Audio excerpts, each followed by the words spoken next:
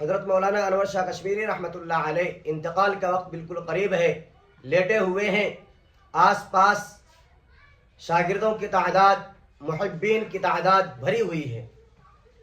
بالکل آخر وقت میں حضرت مولانا انور شاہ کشمیری رحمۃ اللہ علیہ نے اپنے شاگردوں سے کہا کہ مجھے اٹھا دو، مجھے اٹھا کر کے بٹھا دو۔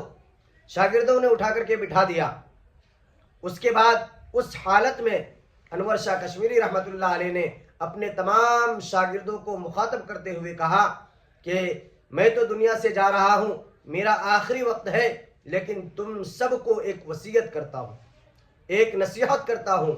میری اس نصیحت کو یاد رکھنا، کبھی بھولنا مت، ہمیشہ اس کو انجام دینا، اور وہ یہ ہے کہ ہمیشہ ختم نبوت کا کام انجام دیتے رہنا۔ ختم نبوت کے لیے قربانی دینے کی ضرورت پڑے تو اس سے پیچھے نہ ہٹنا۔